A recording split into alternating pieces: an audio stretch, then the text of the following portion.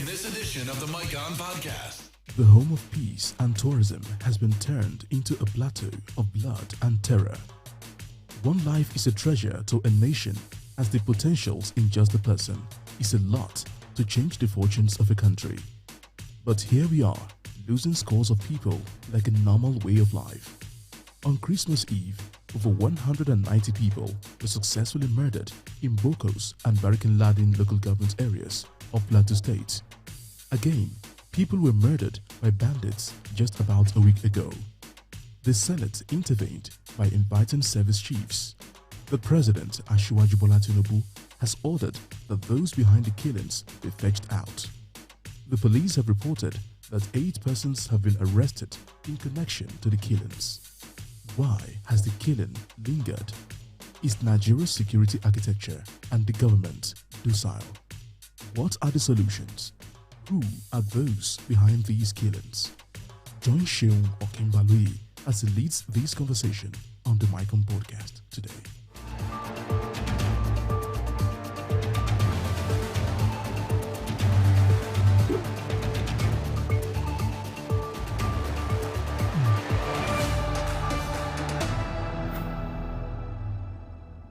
It's the season 2 of the Mike On Podcast with Seun Okinbaloye.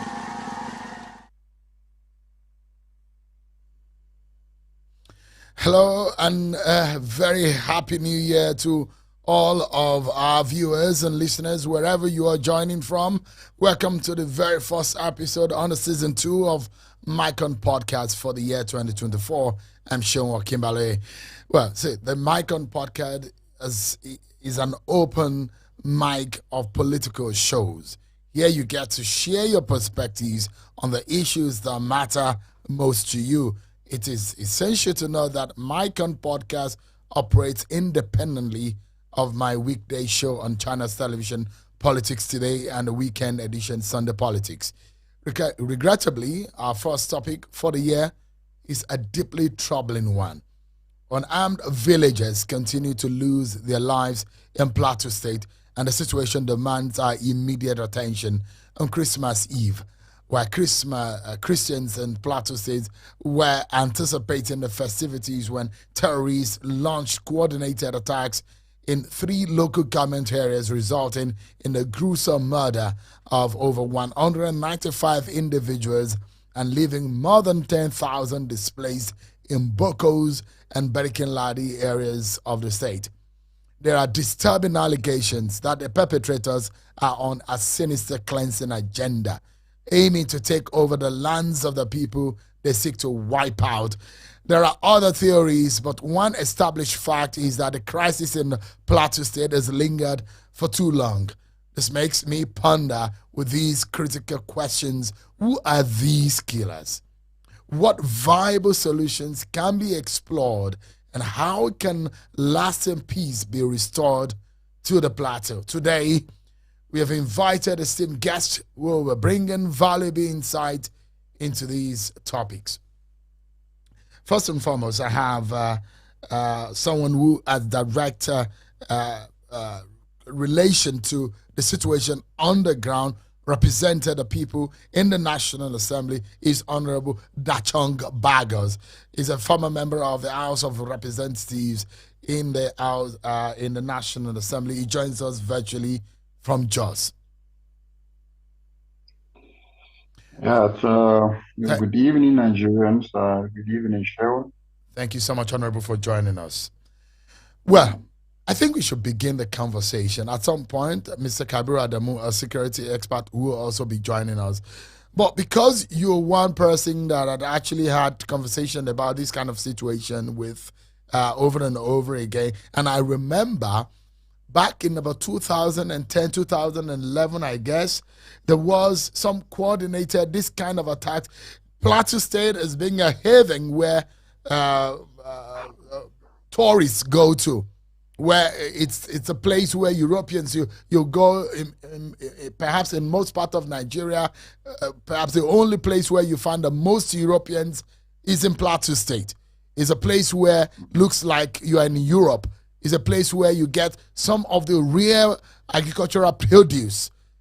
But then Yeah. it's the story about Plateau is totally changed.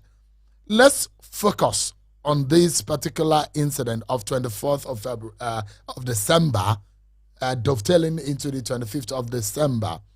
What happened is no longer news to anyone because he's all over there. But what is troubling is the speculations, the motives, the intentions behind these attacks. A lot of people were saying these are the reason, these are the reason.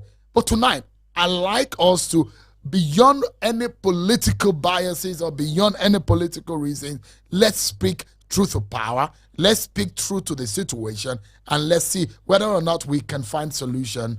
And wherever you may be, across the country, across the globe, if you have an idea of what is going on, kindly weigh in. We aim to delve into the heart of this matter, exploring the nuances of the Plateau State killings and seeking constructive pathways towards a more secure and peaceful future. Once again, everyone, welcome to the Micon Podcast. Honorable, give me an understanding of what you think is particularly behind this very attack of December 24th. Yeah, well, Sharon, from your introduction and how you have the opening, from the chronology of whatsoever incidents of killings that have been happening on the plateau, I can tell you that over the years, plateau issue in terms of political crisis that were once caused by insecurity, that has been solved. In terms of religious crisis, that is no longer there on the plateau. In terms of ethnic clash or ethnic crisis, that is no longer on the plateau. And the wrong narration that has been going, which has bothered most of us, is that up till now, politicians or government have been trying to look at this issue at the wrong side of the coin, with the wrong diagnosis, in the sense that they still look at it as farmers' headers clash, which is not so. And I've always said that if it were farmers' headers clash, you will hear that the two sides that are clashing have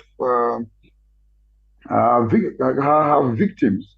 But here you will find out that villagers come in, villagers are being killed in the night, villagers are sleeping.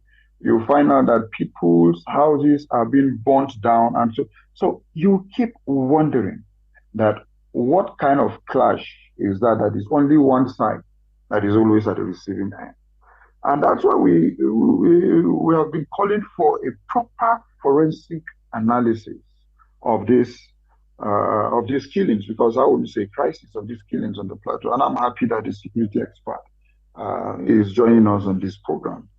That if you look at the chronology of how the killings have taken place on the plateau, are areas that are so vital in terms of vegetation. And when in terms of vegetation, which means agriculturally, those are areas that our food crops grow very well. Those are areas that have streams around that you can practically rear cattle. And after being an agricultural hub, you now look at the mineral resources. All these local governments have a high deposit of mineral resources. All the local governments that have been attacked have a high deposit of mineral resources. And if you look at again that most of these villages, that whenever any of these killings take place, they burn down the people's houses, chase the people from their villages, give it 2-3 weeks or a month. If you go back to that village, you will see that the village has different occupants. And not just different occupants. You will now find out that economic activities in terms of mining activities is taking place in those places. And you will see that those areas are heavily guided. We have villages that have been captured since 2000, since the early 2000s. Many of them that up till today, our people have not been able to go back to those villages. But economic activities in terms of mining is ongoing in those villages. So, So Honorable, let's get it clear. Let's get it clear. So this is not religious. This is absolutely, it's not religious. This is not ethnic. Absolutely no. Could you say And categorically? neither is it political. It is not political. It is not ethnic. It is not religious. It is not farmer herders clash. Absolutely. But this is not. about the natural resource of the indigenous people in this area. That's why Can I you said, say, is that right? There's call for forensic, absolutely. Because, okay, for instance, in the village, one of the villages that was burned down in Bokos, there was this one of these celebrities that went there to Bokos, is it VDM or so? From his video, you will see that even where most of these houses were burned, on the mere ground, you will see teeth on the ground, because those are areas, most of our villages, even on the mere ground, you're walking, you will see teeth even before mining it.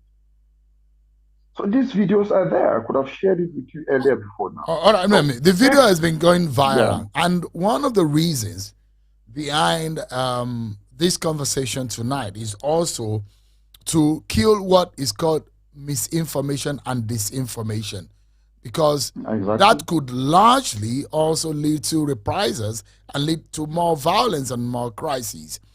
And if you see 2 days ago or a day ago, in Ondo State, there are reports of bandit attacks. In some part of Kaduna State, there are reports of attacks. In some part of Northwest, there are reports of attacks there. So when we wonder what exactly is going on, and one will be asking the question, is what is happening on the plateau different from these pockets of violence that we're seeing? But if we focus on what is happening on the plateau, is this similar to what you have perhaps experienced as a member that has represented these people in the House of Reps? Yeah, I can tell you, we have shared notes with some of my colleagues then, especially from Zamfara. You will see that most of those areas that people are being chased and killed, those are areas that gold is being mined. So here you will find out that terrorists come in to chase people in those areas and take over those areas. So even if it happens in Zamfara, and it's happening in most those areas, and that's why I'm calling for a forensic analysis of these terrorists killing people across the country. There should be a forensic analysis by security experts, by government, even by the journalists, so that you'll be able to see, to be able to coordinate. If you see that what is happening in Zamfara, those are areas that they are mining areas. What is happening on the plateau, those are mining areas. What is happening on Ogun, those are mining areas. You should outrightly know and put the dots together that this killing is all about mineral resources in Nigeria.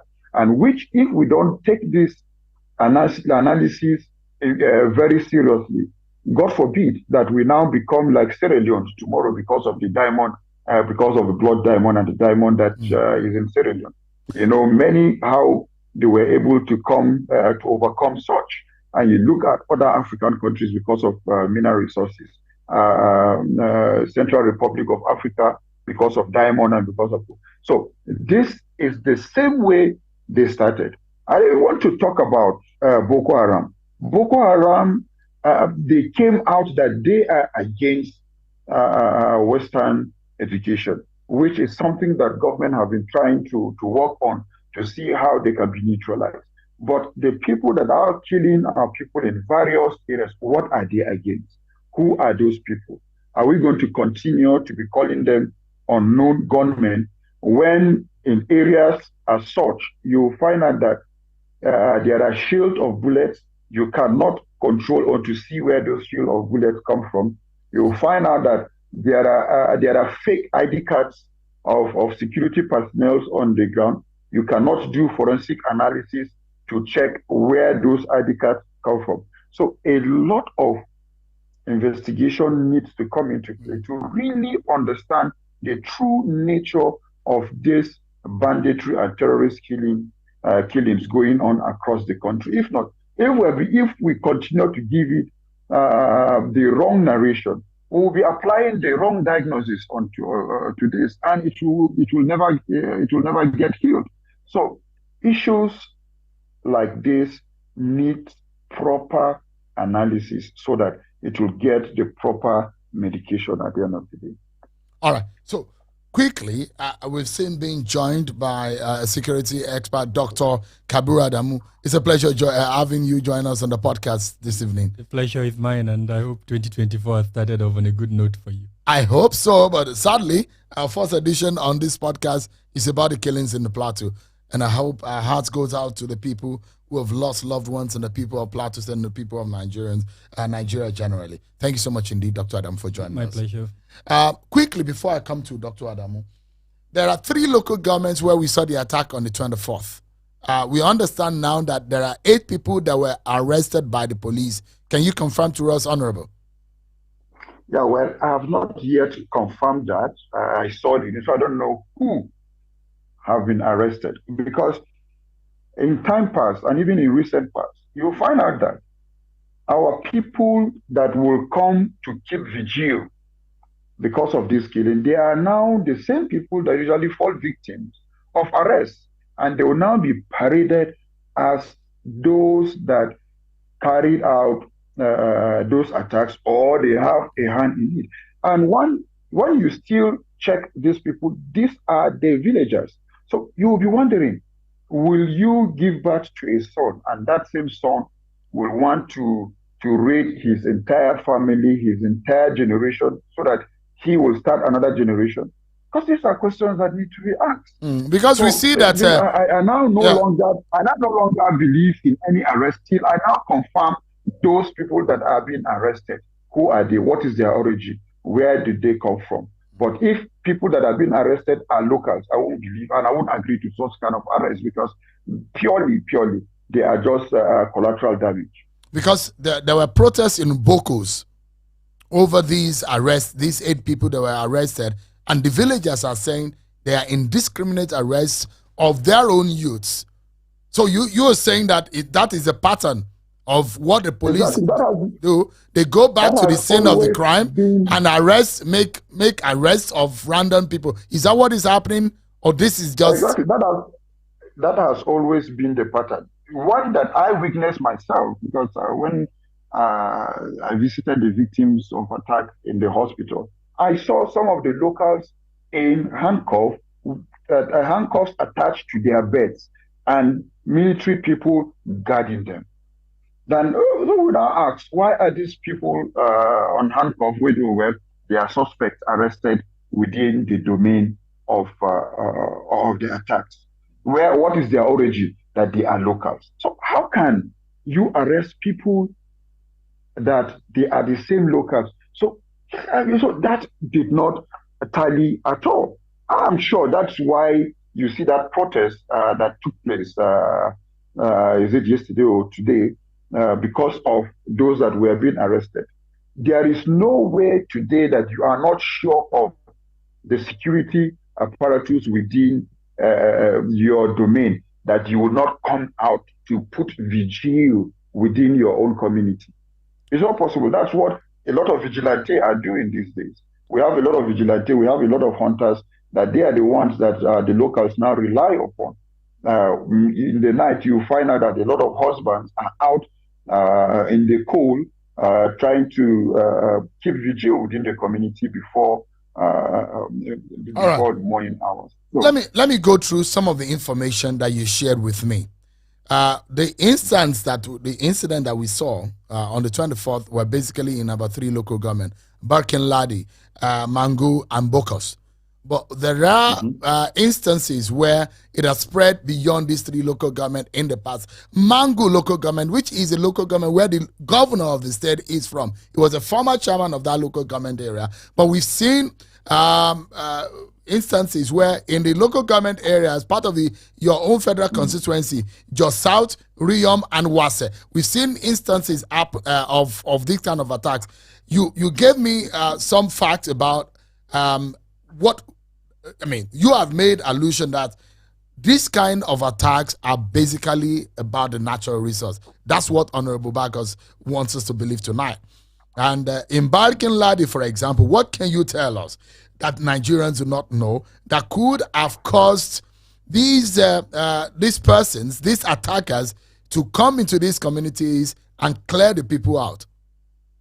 Yeah. Okay. For instance, in Barkin Ladi, and from what I shared with you, Barkin Ladi has a population of about 264,000 people projected for 2022.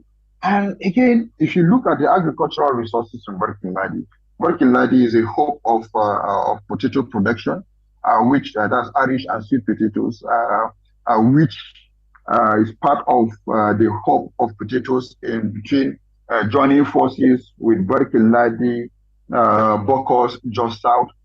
Those three local government, including Rio, I can tell you they contribute to the GDP in terms of agricultural produce of this country to over 40% in terms of potato Irish and sweet potatoes. Most of the potatoes today in Abuja are from Plateau, especially from Bokos, Barkin Ladi, Rio, and Jos South.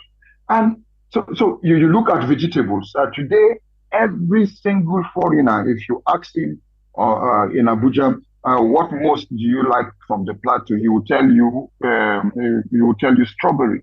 And strawberry is kind of vegetable that is being farmed in this same local government when it comes to grains and livestock as well. So this major local government are one of the major agricultural hubs of Plateau State. Because why is it that places like Pangshin, which is very hilly, places like some of those areas that they have never experienced one single attack. So why have they not gone to such places? They will jump Pangshin, past Pangshin, and go down to Wasi, where there is mineral resources. So why do they join Pangshin? Why don't they attack? I mean, and I'm not praying for attacks on Pangshin. Why do you think? No. Yeah, Pangshin is hilly. Even locals in Pangshin, before they farm, they go up to the hill to look for where it's a little bit soily before they could be able to farm. So the theory, the theory that you have tonight, based on what you know, is that those who are attacking the people of your state are those who have targeted mineral resources, and they wanted to just take out the locals in those areas so that they can take over the land and take advantage of the mineral resources. And I can tell you that those that usually perpetrate those acts, if you investigate very well, they are mercenaries, likely and possibly hired by someone for them to clear those environment and for them to come and take over.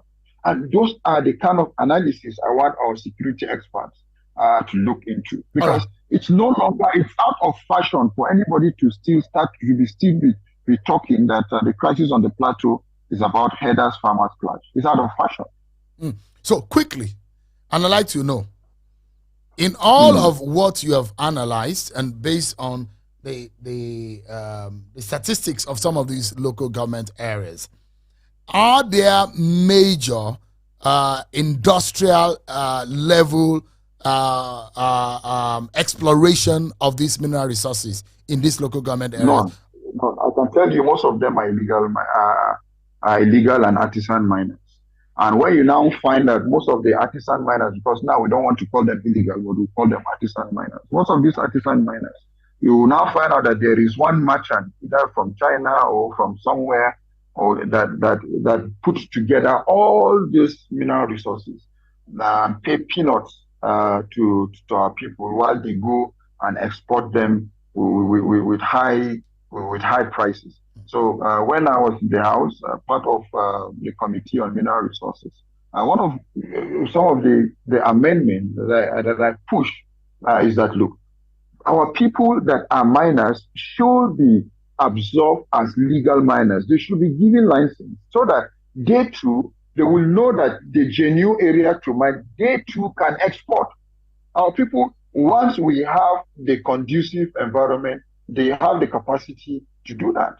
But because of most of these areas, you now find out that most of these areas, they put in pocket of killings among them, scare those people out. Some people come, do some illegal form of mining, and take it out. So there is no any legal industrialized form of mining that is being well recognized by government. Because if that has been taking place on the plateau, we could have been talking about 13% derivation just like it is on the south south. Because if what is being taken, the oil that is being taken in the south south, is the same is as well mineral resources.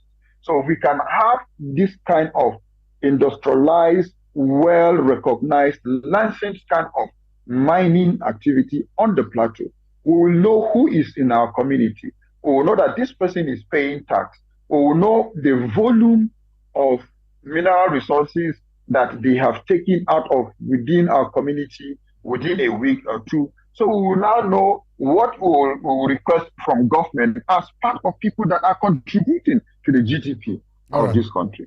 So, but when crisis, when killings are being put into this, and these people come condone these areas, the mining is being taking place, being taken from through the back door. You don't know what is being taken.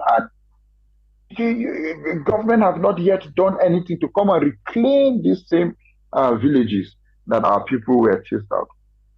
All right. So let's take a moment.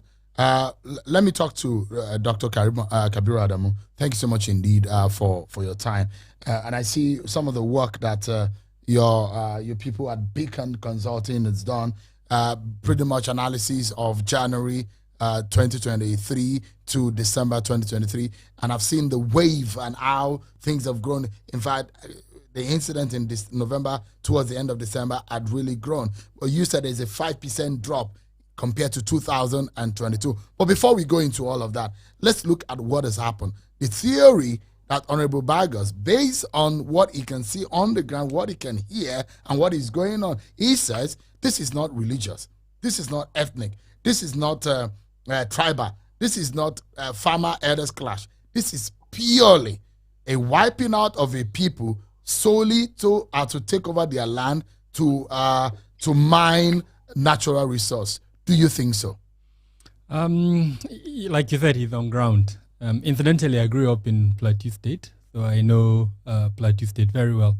I actually grew up in just South local government, so which is a location that one of the locations he talked about. I know Riom very, very well too. I know Barikiladi very well as Bokos, and to an extent Mangu.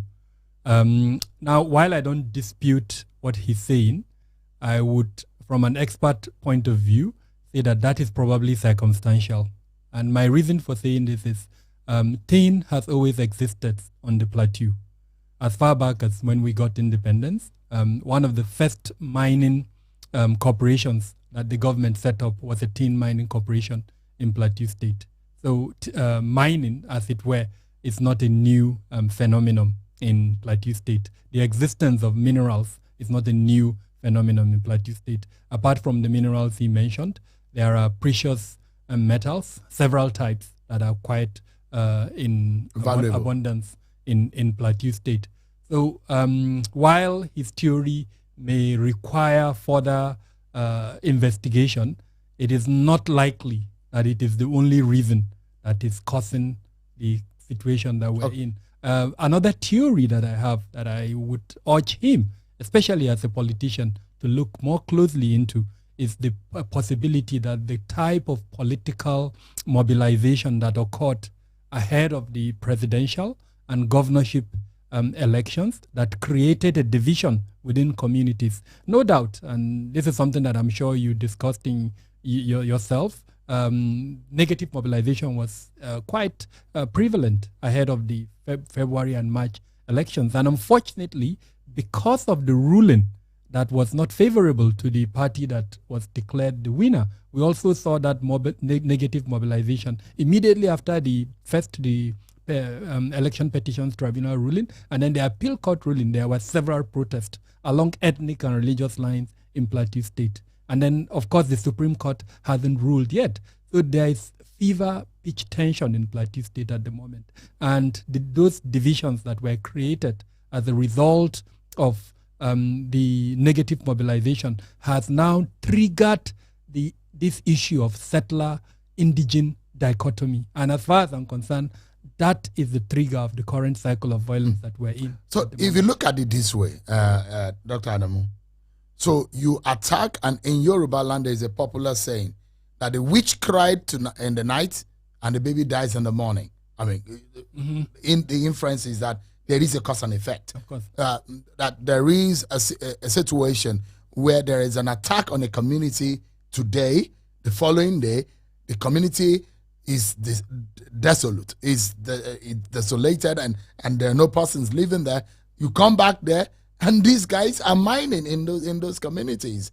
And that's why Honorable Bagos said earlier that this is not political. Leave politics out of it.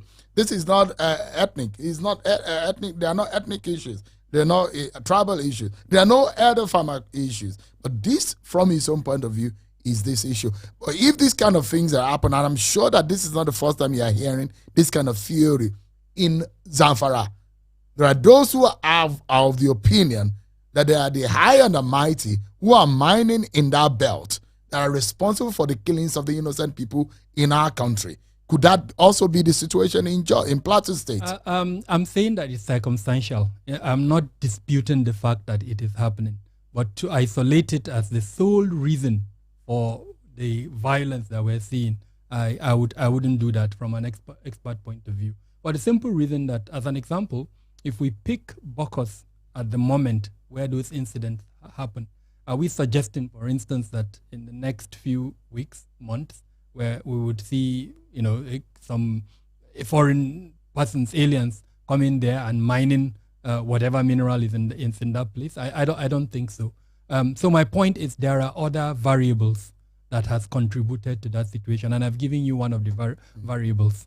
Apart from that, we can talk about the proliferation of small arms and light weapons. It came up during conversations. And then, of course, we can also talk about the fact that there appear to be a proliferation of ethnic militias.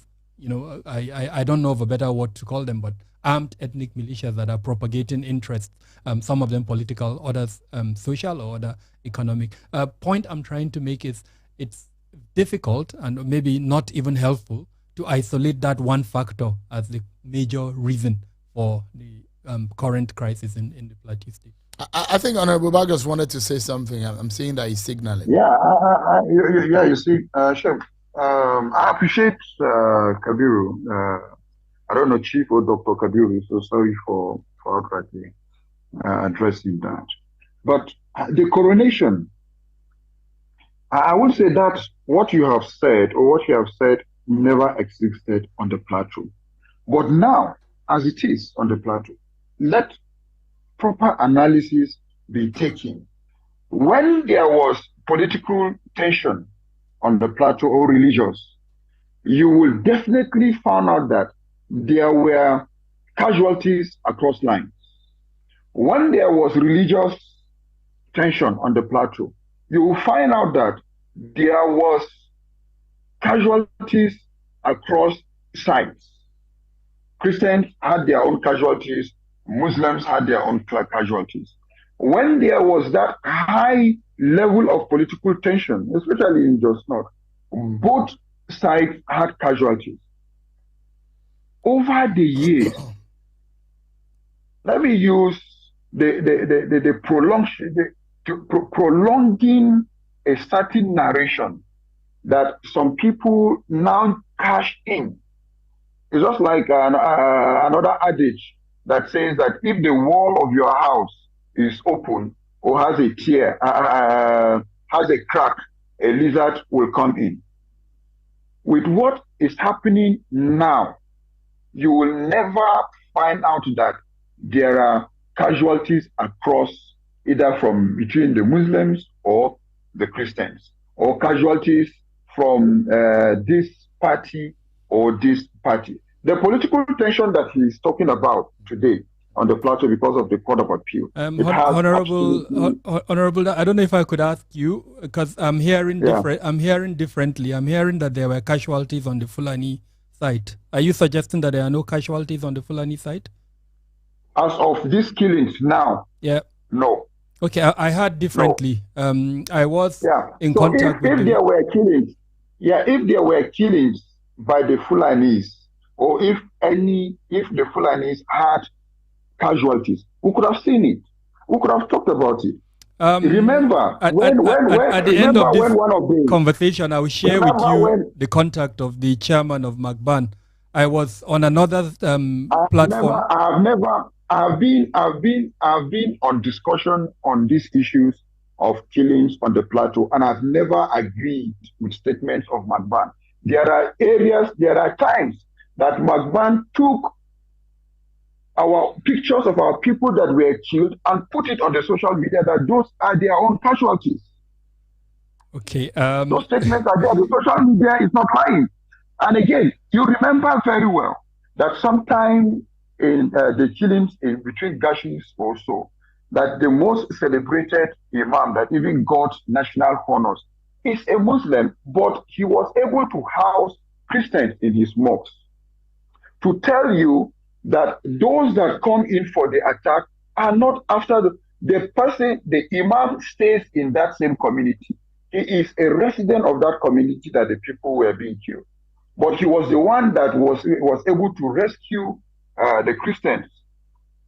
I think, Honorable, if we're going to move forward and find a solution to this, it's very important to listen to the other side.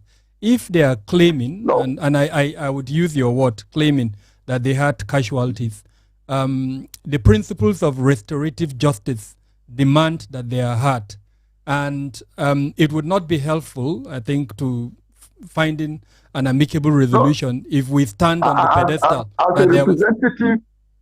As a representative of the people, in my own community today, in Jos South, in Bukuru, you know that Bukuru itself has high number of Muslims. We commune together, we discuss together, we do a lot together within those axes. So if any of these people have casualties, we will speak about it. We will make sure that perpetrators as well, even if it is within our people, are being apprehended. So the way we have brought our issues out, let them bring their issues out so that we'll be able to know from the two sides that, look, our issues, you can see facts, you can see videos, you can see the bodies, you can see where are theirs. Let them bring it out so that we'll be able to talk and say, look, why is this thing coming up? As far as I know, on daily basis, as far as I know, those issues were brought up. On that platform, there was a serving senator from the Plateau, and the MACBAN president alluded to the fact that the military were aware, and he wasn't disputed. So my point is, if we're going to move forward, I think it's important to listen to the other side and bring their grievances to the table as well. If they had casualties. So those are the areas. In moving forward as well, Dr. Kabiru, is that let us properly diagnose this issue. But if we continue to look at the past to be able to judge the present with it, we will never move forward. So in moving forward, as you have suggested, let's properly look at it. Let all of us, you as a security expert, government, everybody, what are the real issues? Why is it that these places are under heavy attack? Why is it that areas that have been attacked since 2012, especially the community where the former senator was killed, up till today, nobody could access that because heavy mining activities is ongoing there. And like you said, leave this same community that has just been attacked for 2-3 weeks, 1 month, 2 months. I can tell you, go back there, you will see that people have been. We have over 60. We have over 60 villages that our people are not occupying today. Go to those villages and you will see activities are going on in those areas by other foreigners, not by our own people. So that's the kind of justice that I expect that in our discussion we should be able to bring it out to the front burner. All right. That these people, well, start first of all, we have 60 villages that have been wiped out and illegal occupants. So the first point of justice is that why is it that it started from 30, these people couldn't go back to their villages. Today we are counting 60. And up to today, these people have not gone back to their villages. The one that happened Christmas Eve in Bokos, 20 villages, adding to 80. Can we be able to stop the grabbing of these villages? All right. So let me engage Dr. Adamu for a moment. I mean, let's look at trying to investigate what happened. And I'm going to speak as though we need to probe and let's put government and security agencies on their toes for it. These are human beings that we are talking about.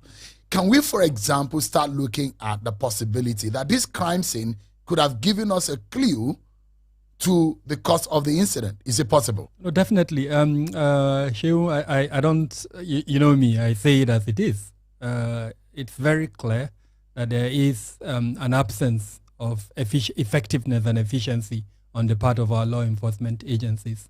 We can, talk about this from today to tomorrow, but that's at the middle of this issue. If the law enforcement agencies were effective, if they were efficient, by now they would have been able to arrest, they would have been able to even use forensic investigation. Shells were used, and for each shell, you'll be able to determine where that... The ballistic analysis exactly, of this is where almost easy to trace and track. Let's leave the scene of the incident. Let's go into the cyberspace. Communication was held. And we know that there is capability for determining or eavesdropping on communication. For such an attack, coordinated of the type that we had, almost 20 communities. That is going almost a federal constituency being wiped out. So definitely there must have been some form of communication. Even the movement, Dr. Adamu, could they have moved from 20 communities? We would have taken almost about 15 can take it step to by 10 step. kilometers. I talked about forensic investigation. I went into the cyberspace. Then what of aerial surveillance? You could use in today's world, different technologies can give you an indication of movement, even if it was in the cover of night. From satellite images, you can see movement, where they came from, where they went to, and even after the incident, where did they go to. Then post-incident analysis. There would definitely... Does our security architecture have that kind of sophistication? We do. One of the things that I was hoping for, there was a presidential directive. And you are in the media space. It would be interesting to ask the Secretary to the Government of the Federation, the National Security Advisor, if they raised tasking orders from that presidential directive. In other words, orders to the various security agencies, asking them in clear terms, produce A, B, C. In this regard, in terms of intelligence gathering. Apart from intelligence gathering, law enforcement, because intelligence, and I don't want to say intelligence failed, because you and I don't know. It could be that the DSS or the other intelligence agencies had written reports that something was going to happen, and then nobody took action. It could be, we don't know. But my point is that there should have been clear directives saying arrest those persons, produce XYZ with clear timelines, to say within the period, this is what we expect. And then somebody should have been monitoring that. The incident happened on the 22nd of 24th of December. Of December. And where today is December, January the 6th, yeah. So enough time, at least for a preliminary report on the incident. Enough for someone in an official capacity to brief the nation to say this and this and this have been done. So I don't want to kid you and so unfortunately, a theory that could happen is also except if there is a highly placed involvement in this attack. I don't like conspiracy. No. I'm saying that if all of these layers of analysis that you've made the ballistic, the investigation on the crime scene, the satellite imaging, and all of those things. If those things, which we have the capability, if all of these things are not working, then maybe there's a manipulation of the process. Somebody dropped the ball. It could be a theory. There's no manipulation. It's just the lack of accountability that we have institutionalized into governance. And I want to put the Honorable on the spot. He was a member of the Ninth Assembly. That lack of accountability was institutionalized, because even if the executive arm of government didn't do it, till today, the National Assembly has not raised a committee to look into the just crisis. So let's assume there is a conspiracy within the executive arm of government, which I don't believe. Then are we also saying that there is a conspiracy within the legislative arm of government, both at the federal and at the state level? Because if for instance, the federal did not do it, what is stopping the state to do it? So this is the challenge with us as a people.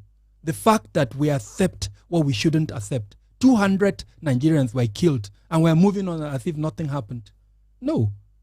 So I don't think it's a conspiracy theory. It's rather our governance has institutionalized lack of accountability, and we're accepting it and moving on. By now, all of these three arms of government should have moved to ensure that an investigation is conducted with enough pressure on the various persons that are holding responsibility. We have an Operation Safe Haven in the Plateau State.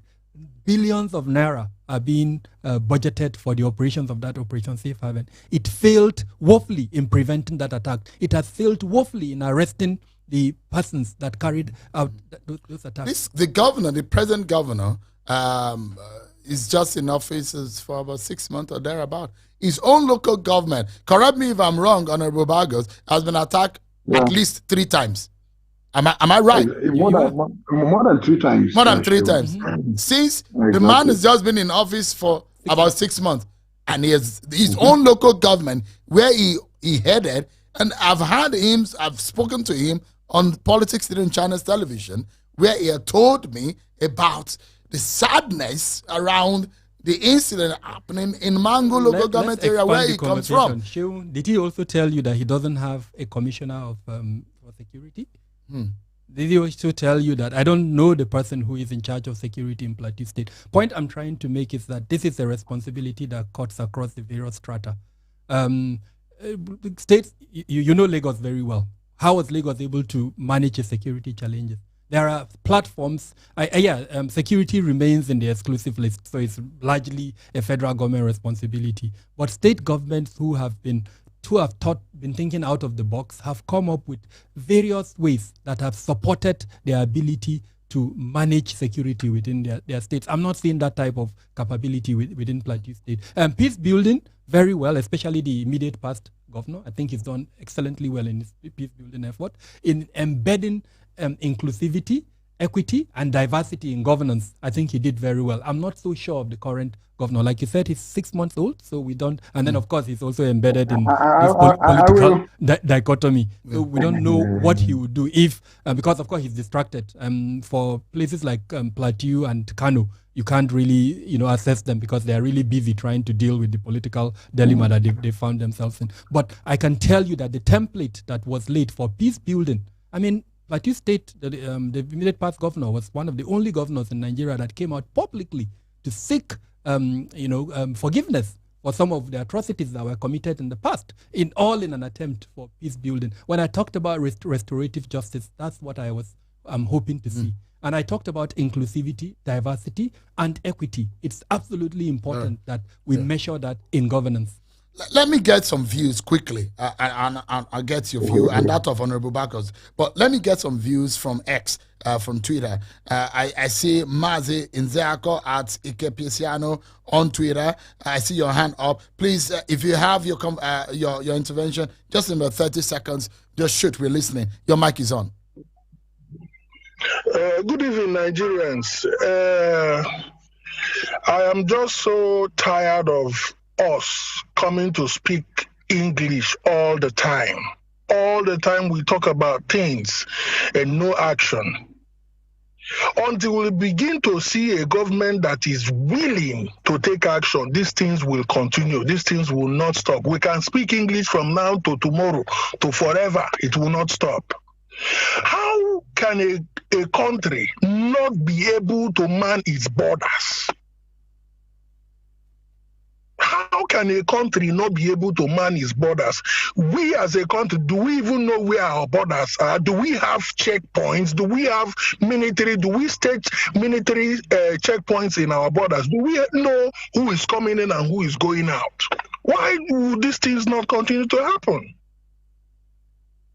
We are talking about foreigners coming to mine mineral resources in our place, and we are just saying it like it's look, we are not doing what we have to do, what we should be doing.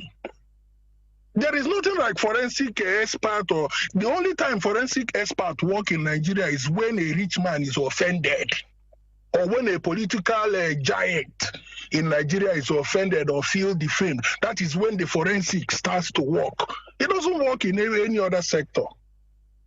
So we have to start hitting at the political will, the will to do the job. All right. Else, this thing will continue. Yeah. Thank you. Thank you so much, Mazin Zako. Let me get another view as Zariyi Yusuf at Zariyi Yusuf on X. Please, your mic is on. 30 seconds. Let's get your intervention.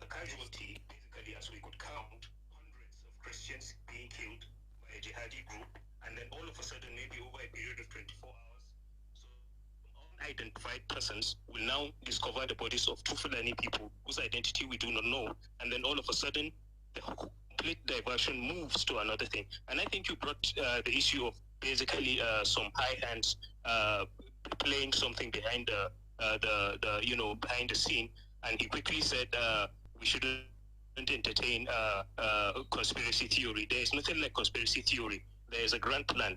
And to the direct question as to who are the people killing in Jos, Fulani Islamic jihadis are killing Christians on the Plateau. They are killing Christians in Southern Kaduna. They are killing Christians in Benue. So exactly why we sit down and we keep intellectualizing over what is a fact is what I do not really understand. So it's a simple thing. I think Honorable Bagos mentioned it. It's a simple matter. If the Christians come out in Mangu and say, jihadis killed 400 Christians, and we see their corpses, the way they killed just around the Christmas Eve in Kaburu, I was there personally. I saw those 40 corpses, or 41. I saw the community that was decimated, and the government decided to refer to it as a reprisal. And I asked the people, where is the Fulani community you attacked? Where are their 40 corpses? Where are their women raped? And nobody said anything, but the government maintained it that way. And we want to believe there is a conspiracy theory. No, the government is complicit as far as every practical indication is concerned. That basically is it. I don't know, maybe perhaps I've exhausted my 30 seconds, but as to the question, the answer is clear. There is an Islamic jihad going on, and there is a deliberate attempt at ensuring that it does not appear to the world as what it is. And therefore, you have all kinds of people spinning out narratives there is a lie. So the farmer herder narrative is what has provided a cover for these killers. And that is the reason why each time they massacre hundreds of Christians, you discover that some bodies that nobody knows when they died, nobody knows whether they are actually Fulani or not. They are just found somewhere in the community, and the people who found them are unidentified. We don't know their names, we don't know the history of the people that were found, and then the narrative changes. First you kill 200 people on Christmas Eve, then because the story is going out, you go to Kaduna and kill 41 Christians, and then you come back and start telling people that 2 Fulani people died. And then the military steps in, or the security agency steps in. Where are the people that killed those 200s? They're not chasing them. And all of a sudden, they're entering the same community that just buried their dead, and they're arresting people, and they're telling the world that those are the people behind the massacres. How do you do that? How godless would any government be to do that? So we can't be accusing the government of being incapable. We can't accuse the government of being incompetent. we will only accuse the government of being complicit. All right. I think that basically is it. Thank you so much, Zuri. Let me allow Honorable Adamu, Dr. Adamu to respond to it. This is very weighty. He's talking from experience. He is citing instances, and he's citing specific incidents. Yeah, he did that, but I also think he's been selective with the incidents that he's citing. The same period, 22nd to, let's say, 29th of December, there were killings in Sokoto, there were killings in Katsina, there were killings in Zamfara. So are we also saying that the quote-unquote jihadist violence that we're seeing in Plateau, Taraba, Kaduna, is also the jihadist violence? But is there a possibility there could be a jihadist tendencies? I doubt, because the perpetrators, I know the perpetrators. I have an idea of who they are. They are not learned. They do not have an understanding of Islamic knowledge, as it were. They've never professed, as an example, that they're doing the people who attack Jos. Of course. Plateau. Of course. The non-state actors that are armed, that are carrying out the killings, have never professed that they're doing it to achieve a religious objective. Is it possible also there are some jihadists who are perpetrating this, they are using these elements? The ones we know are the ones in the northeast, who have moved down to parts of north central and perhaps northwest. Those ones, we know them. But if the locals have this feeling, isn't that a major problem? And that's the danger. The government have allowed this perception to be ingrained within local communities. And I am not denying anyone his or her feeling. They have been victims, they've been traumatized. So as human beings, they would reach conclusions. But all I'm saying, from an expert point of view, it does not, there's no fact to back that, especially if you look at the scenario that I mentioned. The same group are killing in Katsina, killing Muslims. 300 people were killed around that period. And the others were killed in Katsina, were killed in... Are they the same group? More what kind of... Who are these people really? These are marauding gunmen. Are they mercenaries in some sense? The possibility of mercenaries is there, that certain elements have engaged them, and I think that is where the investigation by government... Are they aliens? Perhaps the possibility is there. They may not be Nigerians. The possibility is there. Mercenaries can come from anywhere. There is a high These marauders, they're likely to be... There is a high chance that they are foreigners. There is a very high So there's chance. a possibility also that they attack and withdraw. There's that possibility. You and I have discussed ungoverned spaces in Nigeria. Those ungoverned spaces exist in almost all the 6 regions of Nigeria. And that is where these non-state armed groups hide and then come out to carry an attack. But there was one feature that was quite peculiar in the last cycle of attack in Plateau State. The fact that I have heard from different sources that the weapons were domiciled in the communities where the attacks took place. If I was an investigator, I'm going to start from there. I've heard this from different... They're probably using sources. Locals also. Exactly. This happened in Boko Haram, in the Boko Haram situation. Even in the Northwest, they use the locals, they dominate the locals, pay them, and use their information to attack them. When the hint that they were all, they are foreigners, I was a bit reserved in confirming that they are all foreigners. Yeah, there may be a foreign element involved, but there is definitely a local element also involved. But only a full-fledged investigation by our law enforcement agencies, using all the technicalities that I've discussed earlier on, would have been able to identify who did that. Shehu, if someone is killed as a country, and we're talking of 200 persons, for God's sake, we should be able to identify how and why that person was killed. And we should be able to take action to prevent that from reoccurring. Now, giving an identity to the killer is not going to help us. What would help us is to go after that person, irrespective of whether he's Fulani, whether he's Birom, whether he's from Bokos, it doesn't matter whether he's Christian or Muslim. What matters is that he's a criminal. So those are the solutions. And I'd like to get your final thought on that of Honorable Bagos. Honorable Bagos, where do we go from here? From your own point of view, just in about 60 seconds, what is the solution? How do we stop these killings, this loss of innocent lives? You're muted. You're muted. Honorable, you're muted. Oh, okay. Yeah, go ahead now. Yeah, so the solution is let's be able to call a spade a spade. Um, I now, to some level, agree with Dr. Kabiru in the sense that, look, uh,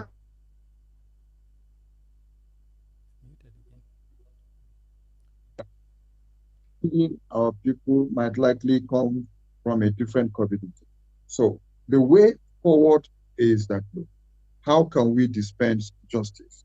And if what the current governor is doing is what the former governor has been able to do in the past 8 years, I can tell you that government could have been pushed to really look into. But the former governor has been managing political peace, which I told you that this thing will not stand. One day it will come out. And look at it today, because he is not there to manage what he thought he was managing by giving political peace, guarding forgiveness, forgiving who or giving justice to people that have been killed. The Peace Building Agency, a wonderful initiative. But what solutions have we been able to? I said, look, all these meetings that we come to the table and take tea and bring the Fulanis and bring the Piroms or Mangos, those are not the people killing people every day. Whatsoever issues they might have locally, they are not the real issues. The real issues are who are those people that will come into this community, kill and escape? Who sponsored them to come into these communities, kill and escape? How were they able to know that weapons are being kept for them in a particular area for them to come, take, use, and go? What are those shells? How can we be able to? Why can't we use technology in tracing these people? So until we really look at these issues headlong, we will always have reoccurrence once we want to have political peace. Like the former governor was claiming that he gave Muslims commissioners, and that's why peace was achieved. Is he now saying that the Muslims were reasons for the killing? So, which I know that all the narratives were wrong. So going forward, we need to see how we can get justice to these people. All right. Dr. Adamu, going forward, your solution. Number one, effective law enforcement. And by that, I mean a law enforcement that uses metrics so that where there is no performance, there is accountability. In this instance, if persons are being killed and the whoever is in charge of the various units within that state, that person should be held responsible and either sacked or in certain instances taken. I don't know if it's my network, but it appears the honorable's voice doesn't go any. It's just models up, and it's not clear until you guys start speaking. I don't know if it's just me. All right. I don't know what's going on, but okay. So you didn't hear most of what Honorable Bago said. No. When he began talking, it just muddled up. Oh, apologies for that. Apologies for that. All right. But are you hearing what Dr. Kabru Adami is saying? He's clear, you're clear. All right. Please go ahead, Dr. Adami. Yeah, so I was talking about effective law enforcement as part of an effective and efficient criminal justice system that does not distinguish between identities. Once an offender commits any offense, he or she is arrested and then, of course, prosecuted. Number two is the restorative justice that I talked about. So much has happened in the Plateau State that before we can move forward, there must be restorative justice, the type that seeks to assuage the grievances of all sides. If we muffle up the grievances of any side, then we're not going to move forward. Then I think climate change, we need to also look closely at the effect and consequences of climate change. The federal and state government would need to look closely at that.